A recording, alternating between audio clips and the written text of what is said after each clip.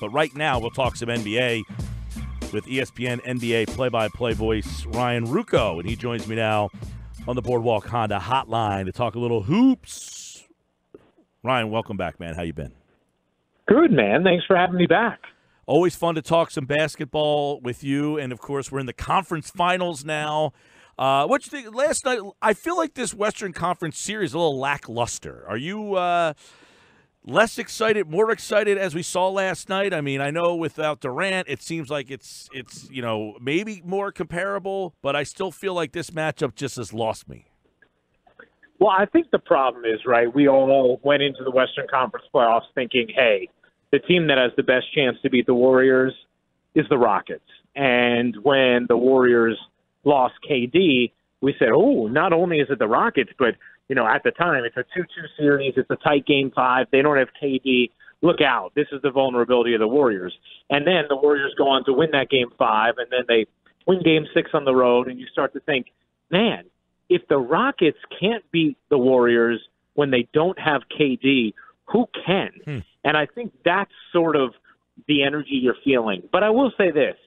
If Portland was to win Game 2, all of a sudden that series becomes infinitely more compelling, right? Yeah. It's just we need to see whoever that other team in the West was going to be. It ended up being Portland, right? We need to see them do something against Golden State to make us believe, oh, okay, they are vulnerable.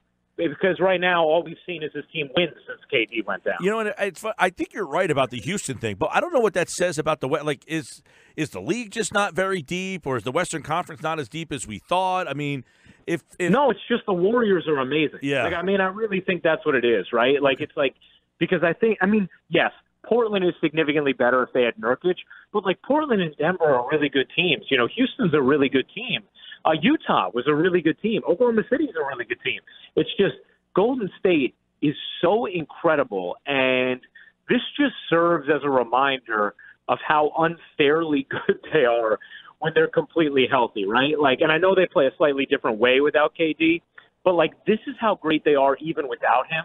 It's a reminder just how fantastic Steph and Clay are, just how empowered all the role players are, the way Draymond can facilitate.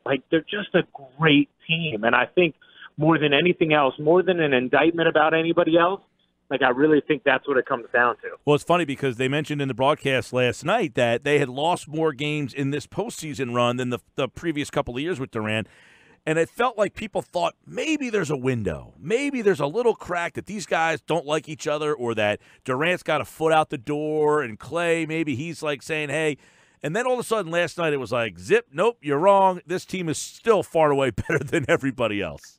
Yeah, I think that's what it is. It's just you saw how fluidly they move and cut and pass the ball even without Durant. And so you get to a point where you're just you appreciate that with or without Kevin Durant, the Warriors are excellent. And in order to beat them, you have to play your absolute best game, and they have to be off, right? It has to be one of those nights where Steph is not hitting shots, Clay is not hitting shots. And, I wouldn't write Portland off yet because, I do think there'll be certain defensive adjustments they'll make. Steph got a lot of wide open looks from three. I would have to believe that Portland will make some adjustments to at least limit the amount of wide open looks Steph gets from three in Game 2. But, no matter what, with or without Durant, this is a team that won a championship before he was there. They were only more battle-tested now. And I think they do also, become energized by trying to prove something. So it's a tough challenge for sure. Ryan Ruocco is our guest, one of the voices of ESPN's NBA, and he joins us here on the Boardwalk Honda Hotline. I'm intrigued by this East. I know here the Sixer fans are kind of let down still after that shot, but I liked the Raptors to win the series, so I'm not that I'm happy about it, but they moved on. I like them in this series. I'm really intrigued with what we see tonight. We got this veteran, gritty. It's almost like I feel it's like a 2019 version of the Iverson Sixers, where Iverson took 40 shots and everybody else just did their thing. That's the Raptors right now. Yeah, I think that's a great comparison. And Toronto's really, really good. Kawhi, remember, the postseason where Kawhi got hurt in the Western Conference Finals against Golden State in Game 1, he was having a historically great postseason. He had the third best PER in postseason history at that point for anybody who played at least 12 games in a playoff series. I mean, in a postseason, and he is again doing like similar type things, right? Like where he is just a ridiculously dominant force, and he is a one-man machine. He's able to isolate and pick you apart, almost like Floyd Mayweather-esque in the technical way that he breaks you down, right? Yeah. Like he is. I mean, he's obviously an imposing force, but more so than anything else, he knows how to assess and just pick you apart and break you. And he then has the physicality and the skills to do that. And he's a monster. And you add in, some guys who can shoot, a guy like Lowry, who obviously when he gets going can be very difficult to stop, Siakam in the growth that he's taken, and you have a really formidable team. However, I still think people are underestimating just how good Milwaukee is. Like the Bucks lost game 1 to the Celtics, and it wasn't just Paul Pierce. It was everybody saying like, oh man, this is going to be a really tough series for Milwaukee. Boston probably matches up with them too well. This is the one they lose. Milwaukee is awesome. They are awesome, and they have a dominant player, and they have an outstanding head coach, and they also have Brogdon back now with, a little of the rust shaken off, you think. I mean, that is not going to be an easy series for Toronto to win. I think they'll compete. I think it'll be tighter than Boston played them, but I still think Milwaukee's the favorite. Yeah, and, the interesting, like in Philly, Toronto, the loser of that was like, all right, what's next? Jimmy Butler, Tobias Harris, J.J. Redick, Brett Brown got brought back, obviously, so that's check one off. But, Toronto, have they delayed the inevitable? And what if the Bucks lose? I mean, people forget it took Giannis 6 years to get to this point. It's not like he was a ready-bake oven and just blasted himself into the finals. It was 6 years, and Middleton's a free agent. Lopez is a free agent. Mirotic is a free agent. I mean, this team could fall apart. I mean, how many guys go back to Milwaukee if they end up losing this thing? I think they have the right guys to go back. I think part of the reason that is think about all the guys who are free agents this year. 80% of their starting lineup at the beginning of the year before Bledsoe was extended was free agents, with Giannis being the one guy who wasn't. But Brogdon, Lopez, Middleton, and Bledsoe all were. We didn't hear a peep about any of them. No drama the entire season. This is a point Doris Burke loves to make, and I think it's a great one, right? Like, how many NBA teams would have 80% of their starting lineups free agents to be, and there not be the slightest ounce of drama?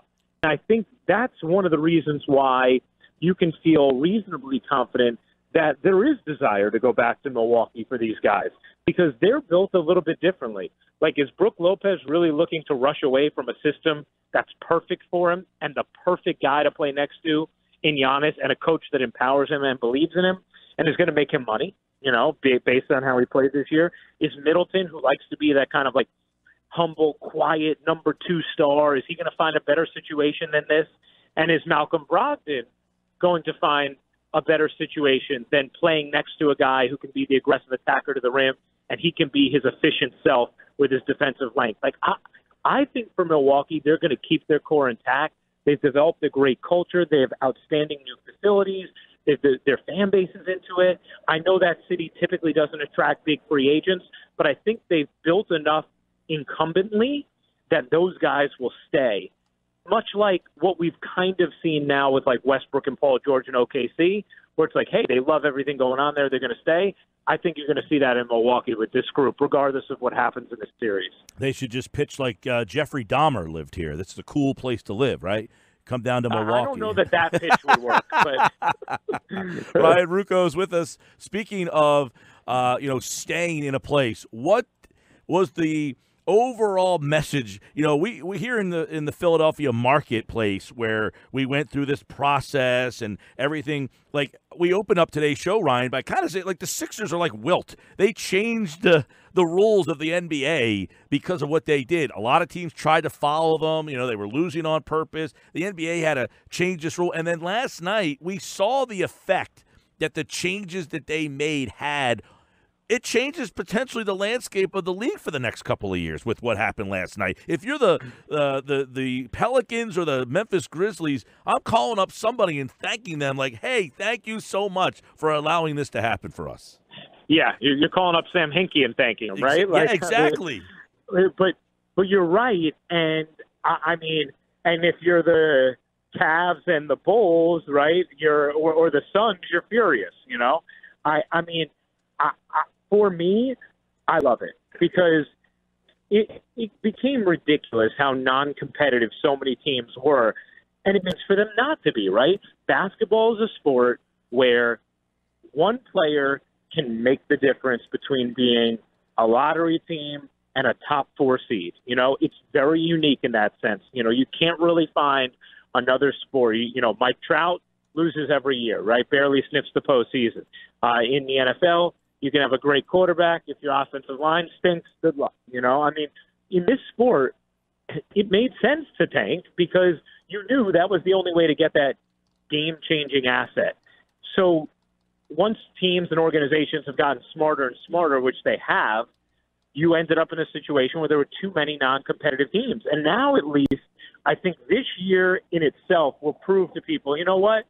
Whether I finish with the 6th worst record or the worst record, like, I'm pretty much going to have the same chance, you know? And I knew the numbers should have shown that already, but seeing it play out like this, I think affirms it, and it will keep teams competing and realizing that the competitive value they get from their young developing assets trying to win and playing in meaningful spots outweighs the difference between a 10% chance and a 14% chance at the number 1 pick. Yeah, it was excellent. I know the New Yorkers are dying. And when you saw L.A. and New York, at first it was, oh, my God, this thing's rigged. And then all of a sudden it went the other way, that the 2 smallest markets still involved in the top 4 walk away with the top 2 picks. What an epic. The first year it seemed like it went over swimmingly, and it's funny because obviously after all those years of watching the Sixers in the lottery, it ended up biting the Knicks after the Knicks fans criticized the Sixer fans for years. And we kind of had a nice laugh down here, Ryan. I won't lie. It was kind of fun to watch the Knicks fans suffer. Ryan Ruocco, ESPN NBA, as the Western Conference Finals back tomorrow night. The Eastern Conference Finals tonight. He was kind enough to join us here. By the way, before we let you run, are you slam dunk that Zion is going to be this transcendent superstar, or do you have some questions? I mean, I think he's going to be. But there are varying degrees of excellence, right? Like, because, I mean, even look at a guy like Anthony Davis, right? Like, I can remember Larry Brown when Anthony Davis was drafted saying he's going to go to a team, they're going to win 50 wins the first year he's there. You know, he's been obviously a ridiculous player, but has he, you know, transcended the league? No, like, he hasn't won yet, right? Like, I mean, so I think Zion is going to be a perennial all-star for sure, but do I think we're going to look at him the way we look at LeBron James? Like, I have no idea. You know, that's such a unique level to achieve that I don't think we can say that definitively. And I also think so much of it is determined by the pieces you put around the players and the culture you build, right? Like D'Angelo Russell's career probably would have completely fizzled out, and we would have looked at him as an epic bust if he would have stayed with the Lakers. Instead, now he's totally revived. He's a budding all-star, and we wonder just how high the ceiling could be. So with Zion, I trust the culture David Griffin's going to build in New Orleans, but we still got to see that they can put the right pieces around him. I think if he's given the right situation and the right pieces, he will be a total and complete stud and an MVP candidate in his career. But there's more to it than just the individual talent itself. Now, my midday show here, huge Game of Thrones fans, and I know that you just recorded your latest R2C2 podcast about it. So I'd like you to kind of give a quick thought so that tomorrow when they go on the air, their producer could play your thoughts of Game of Thrones, because they think I'm like very anti-Game of Thrones, and even them talking about it. I'm the program director too. And I'm like, no, if you enjoy it and you're passionate about it and it can be entertaining, go ahead and have fun with it. So I want them to know that I'm okay with it, and then spin it to you to let you take over for me, because I don't know anything about it. So, I mean, I'm obsessed with the show. To me, I've never seen a show better combine character development, impact of intricate moments, and shock, the way that Game of Thrones always has. Unfortunately, in season 8, it has been a little more rushed than it usually is, and so it feels a little bit more like a typical action entertaining TV show, and it's a little bit outside of the nuance that made it brilliant. But the cool thing is they have so much money in the bank with, you know, at least me, their viewers, everybody, all the Yankees who we just had on our R2C2 roundtable to preview the finale, that even though we all admit this season's felt a little bit different than every season prior, we're still so jacked up for the finale. And there's still so many ways they can go because this show has set the precedent of doing things that you're completely not expecting and shocking you. So I'm jacked up. I'll say this. The greatest blessing in the world for us doing that roundtable was the rain out that the Yankees had on Monday because it made them call up Mike Talkman as their 26th man today. And he is basically a maester. He knows everything about Game of Thrones. He's read all the books. So we did this roundtable with Adam Ottavino and Zach Britton and Tommy Canley and Cameron Maben, Cece, myself, and Mike Talkman. Thank God Mike Talkman was back as the 26th man for the doubleheader because he was like our go-to source for everything. And I will say, if you're a Game of Thrones fan, you'll get a kick out of that episode because these guys are passionate and they have some awesome thoughts about it. All right. We will hear these remarks tomorrow on the Mays and Aton show in the noon to 2 spot here with Ryan Ruocco at Ryan Ruocco, R2C2 podcast with CC Sabathia. You hear him during the NBA season on ESPN and all over the NBA season. Still has a long way to go. We'll see what happens. Ryan, hopefully we can catch up soon, pal. Sounds good, man. Thanks so much for having me. You got it. Ryan Ruocco, everybody, here on the Sports Bash.